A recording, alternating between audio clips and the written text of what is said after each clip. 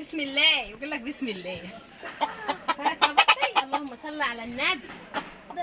نعمه وفاضي. الحمد لله الحمد لله يا رب. خد عينهم بره يا استاذ حبيبي لو سمحت يا حضره الظابط.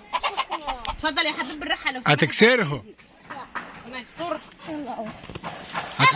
هتحطهم بره فين؟ صباح الخير وصباح الورد. ازيكم يا حبايبي؟ عاملين ايه؟ يا رب تكونوا باحسن حال. اللهم صل وسلم وزد وبارك على سيدنا محمد. بحبكم في الله. معكم سمورة العمدة. تابعوا معايا الفيديو النهارده ان شاء الله. الفيديو ممتع وجميل. اول شيء هنعمله مع بعض النهارده حاجه كلنا بنشتريها وعادة يا حبايبي سعرها بصراحه مبالغ فيه، هو النسكافيه. اول شيء يا حبايبي النسكافيه اللي هو نسكافيه 3 في 1 حاليا عاد مضروب.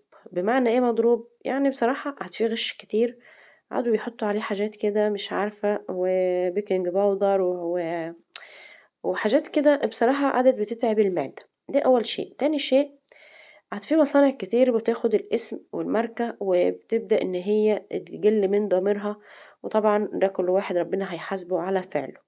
فاحنا عشان خاطر ان احنا نتفادى كل الموضوع ده، اول شيء صحتنا قبل اي حاجة. ثانيا واهم حاجة برضو ان احنا معناش فلوس نعمل الكلام ده، يعني كل يوم نجيب العلبة فيها 24 باكو، فيها 24 باكو ب95 جنيه، ب100 جنيه. طبعا 100 جنيه يعني تصرف على تجيب للناس، تجيب لعيلة مثلا كيلو سمك. تمام.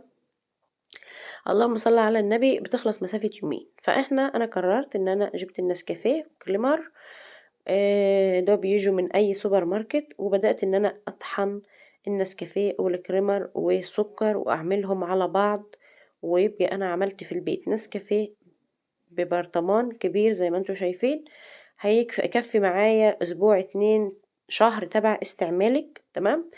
واللهم صل على سيدنا محمد. مضمون وفي نفس الوقت ارخص بكتير. طبعا الاتنين دول حاجة علبتين بس من التانيين، يعني اتنين مثلا النسكافيه والكريمر ب200 جنيه. ان انت تجيبي علبتين من النسكافيه اللي هو الباكيتات ده، اللي هو اصلا ملوش اي طعم الوقتي ولا اي حاجة.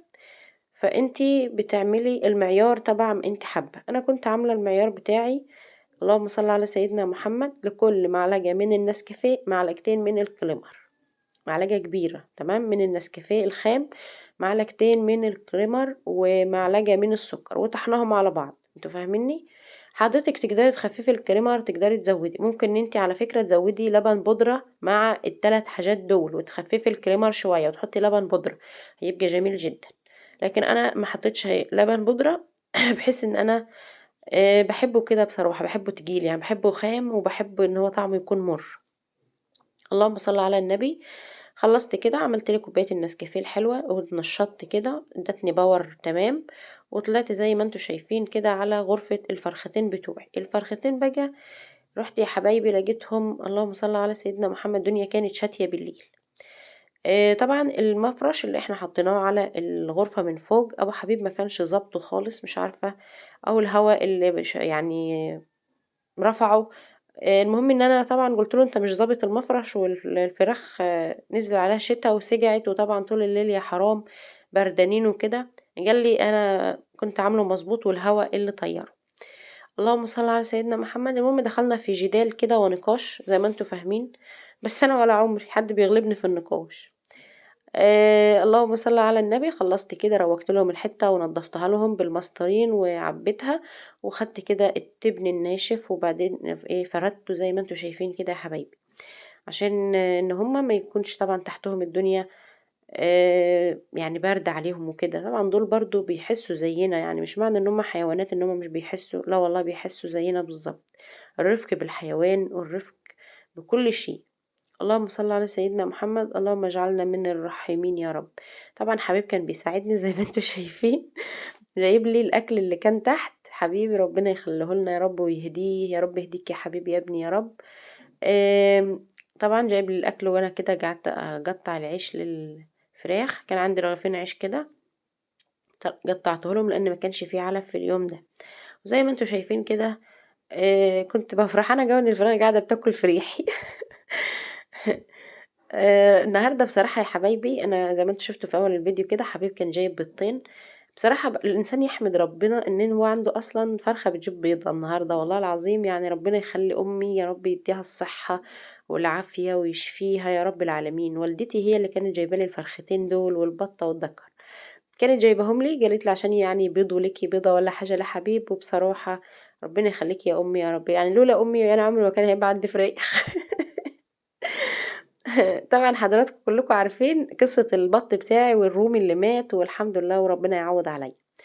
طبعا كده الدنيا برد بقى، نزلت غيرت وغسلت وكده، وقلت لازم اعمل حاجة حلوة تبقى جنب الشاي جنب القهوة. البنات طبعا موجودين، دروس كده رايحين جايين، دي درس ودي درس وكل واحدة يا دوبك، فكلهم بياكلوا حاجات سريعة زي ما انتوا شايفين. اللهم صل على سيدنا محمد. هعمل معاكم النهاردة كوكيز نوعين. اول نوع معانا الكوكيز بالشوكولاتة، كنت بعدل لكم الكاميرا. اول حاجة معانا اللهم صل على سيدنا محمد، آه انا بعمل العسل على السكر ليه الاول؟ عشان احط يبقى سكر بني، انا ما عنديش سكر بني جاهز، فانا بعمل ده السكر البني اللي احنا هنعمله. بنحط معلقة عسل على كوباية من السكر، وبنبدأ ان احنا نقلبه مع بعض، وخلاص كده بقى تمام، بقى سكر بني. معايا بيضتين، معايا باكيت فانيليا، ومعايا اللي هو كوباية الا ربع من السكر العادي، وكوباية الا ربع من السكر البني زي ما انتوا شايفين، لان انا هعمل مقدار اللهم صل على سيدنا محمد من الدقيق. لو انت حابة ان انت تقللي المقدار قللي. طبعا هنا زي ما انتوا شايفين معايا كوباية ومعلقتين كبار او معلقة كبيرة من السمنة البلدي، اسفة من الزبدة، معلش انا شغل كله بالسمنة. من الزبدة، لا بس دي زبدة فرن، تمام، من الزبدة. معايا هنا اللهم صل على سيدنا محمد. انا كان مفروض في الوصفة دي احط البيكنج باودر مع الدقيق، بس انا للأمانة نسيت، عشان اكون صريحة معاكم انا نسيت ورجعت حطيتها بعد ما عجنت الكوكيز. طبعا ده كان خطأ شاسع. ليه؟ لان بيبدأ ان هو يفرد معاكي العجينة اكتر من اللازم في التسوية، مش في الوقت، في التسوية. ثانيا في نقطة مهمة جدا جدا، انا كنت عشان مستعجلة برضو حابة ان انا اقول لكم عليها. اول شيء معانا الاول زي ما قلت لكم هنحط الاول ايه، خلينا مع بعض كده في الخطوات. كوبايتين من الدقيق، كوباية ومعلقة كبيرة من السمنة او من الزبدة، اسفة من الزبدة، كوباية الا ربع من السكر الابيض، وكوباية الا ربع من السكر البني. وممكن ان انت تخففي المقدار تبع ما انت بتحبي، طبعا انا مسكراها شوية عشان الاء بتحب السكر. معانا بيضتين، معانا ربع كوباية من الكاكاو الخام، وربع كوباية من الشوكولات شيبس، وبنقلب كده العجينة بتاعتنا. طبعا ايه الخطأ الشاسع اللي انا يعني بصراحة استهبلت فيه، ايه هو؟ ان انا استعملت العجينة على طول. لا، العجينة لازم تبات ليلة كاملة في التلاجة، تمام. اولا العجينة لازم تبات، لان هي اول ما بتعمليها بتبقى ماسكة معاكي وكويسة جدا، لما تدخليها الفرن ما بتفردش زيادة عن اللزوم. دي اول شيء. تاني شيء بيكون الكوكيز بتاعك مجرمش من بره وطري من جوه. لكن انا للامانه عشان اخلص انا استعملتها على طول، وطبعا ده فردت معايا الكوكيزايه شويه، تمام. فاحنا ناخد بالنا من النقط دي، انا بقول لكم عن النقط المهمه اللي تطلع معاكي كوكيز بسم الله ما شاء الله. هنا كده زي ما انتم شايفين هعمل ايه نوع الكوكيز التاني. معايا هنا كوبايه من الزبده، بدات ان انا احطها على النار عشان ان احنا نحرج الزبده. هنحرج الزبده يا ست ام حبيب، هنحرجها. الكوكيز ده هيبقى بالزبدة المحروقة دي، بتدي ريحة وطعم يا حبايبي مش قادرة اقول لكم. طبعا انا جيت اعاير المعيار ما عرفتش، زي ما انتم شايفين الزبدة بتفور، لكن المقدار زي ما قلت لكم هو كوباية، تمام.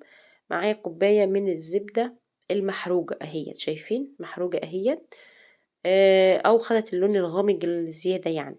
معايا هنا كوباية من السكر البني، تمام، معايش سكر ابيض، معايا سكر بني. ومعايا هنا بيضة، معايا بيضة كمان. ومعايا باكت من الفانيليا. طبعا الريحة كانت مش قادرة اقول لكم، ريحة الكوكيز دي كانت تحفة تحفة تحفة بصراحة، كانت احلى من الشوكولاتة كمان. اللهم صل على محمد. طبعا زي ما انتم شايفين ذرة الملح يا حبايبي. طبعا برضو هنا انا كترت البيكنج باودر، انا كان المفروض احط ربع معلقة من البيكنج باودر، تمام. طبعا انا الوصفة ديت كنت اول مرة اعملها، انا كنت بجرب المقادير لسه، يعني ما ظبطش يعني ايه، مش كنت جربتها قبل كده وبعدين طلعتها لكم. انا يعني اول مره اجربها معاكم وطلعتها في نفس ذات الفيديو. طبعا انتوا عارفين ان انا ببقى اجيب وصفات يعني بحط مقادير واجربها، وساعه ما بتظبط معايا ببدا خلاص ان انا اعتمد المقادير. تمام. زي ما انتوا شايفين كده، اللهم صل على سيدنا محمد. خدت بقى شوكولاته من اللي هي الخام دي وكسرتها ورميتها كده بقى في يا سلام، في عجينه الكوكيز. بصراحه كانت تحفه. الريحه قطع الشوكولاته كده وانت بتاكلي الكوكيز حاجه كده، بصراحه كانت خطيره خطيره خطيره. هي كان ناقصها بس البيكنج باودر يعني ينقص، لان انا كنت كترته زي ما قلت لكم. انا حطيت معلقه من الصغيره، هي كانت ربع معلقه بس، وكانت لازم تقعد هي كمان في التلاجة ليله كامله، او اقل شيء خالص 5 ساعات مثلا. اللهم صل على سيدنا محمد. طبعا احنا دي تجارب وانا بجربها، انتم هتاخدوا الطريقه المعتمده اللي هي الخطوات الناقصه انا بقول لكم عليها. زي ما انتوا شايفين كده انا خلاص اللهم صل على سيدنا محمد. هبدأ ان انا اشكل الكوكيز زي ما قلت لكم، انا ما استنيتش عليه، بدأت ان انا اشكله. فردت ورق زبدة في الصواني وبتبدأي تشكلي الكوكيز بتاعك. تمام. معاكي فرن ساخن جدا وبتدخليها على الرف الاوسط من الفرن. اللهم صل على سيدنا محمد. طبعا النار بتكون من فوق مفيش خالص، الشواية طافية. لو انت بتولعي فرن غاز عادي بتطفي الفرن من فوق برضو. تمام. اللهم صل على سيدنا محمد. النار من تحت هادية 180 الاول، وبعد كده بتنزلي النار وبتهديها جدا، لان الكوكيز بالذات عايز نار هادية عشان ان هو ما يطلعش معاكي عجينة من جوه. طبعا في كمان خطأ انا بقى عملته، ايه هو؟ طبعا انا الاخطاء ديت يا حبايبي انا بعمل كوكيز على طول، بس انا حبيت اوريكم الاخطاء واوريكم يعني اقول لكم عليها عملي. تمام. وفي نفس الوقت انا ما خسرتش الكوكيز، انا كلته مش خليته. ايه هو؟ ان انتوا تبططوا الكوكيز. طبعا نبطط الكوكيز وهو سخن كده غلط، غلط كبير. احنا زي ما قلنا لازم نبيتها في التلاجة اسفة ليلة كاملة، وبعدين بنطلعها نفردها فردة بسيطة جدا جدا وبندخلها الفرن. بتبدأ تاخد وضعها. تمام. وبسم الله ما شاء الله، وبتبدأ ان هي خلاص كده تجرمش من بره وتبقى طرية من الداخل. بتبقى تحفة تحفة. اللهم صل على سيدنا محمد. زي ما انتم شايفين كده خلصت كل الكوكيز. وزي ما قلنا احنا ما نخطأش الاخطاء دي. اولا ان احنا ما نكترش البودر، البيكنج باودر يعني. ثانيا ما نبططش الكوكيز وهو لسه معمول، لازم نبيته في التلاجة 12 ساعة.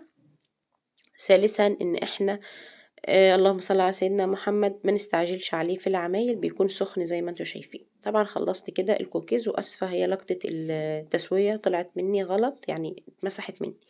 هنا كده حطيت كوكيز وعملت قهوة، وعملت للبنات جرفة باللبن. اللهم صل، لا يا ربي، انا اللي كنت عامله انا وحبيب جرفة باللبن وهم قهوة. كانوا بيذاكروا. ربنا يا رب ينجحهم وينجح اولادنا جميعا. اتمنى ان الفيديو يكون عجبكم ويكون خفيف على قلوبكم. بحبكم في الله، يا رب تكونوا استفدتوا معايا والفيديو خفيف عليكم. ما تنسونيش في دعوة حلوة من دعواتكم. بحبكم في الله. كانت معاكم سمورة العمدة.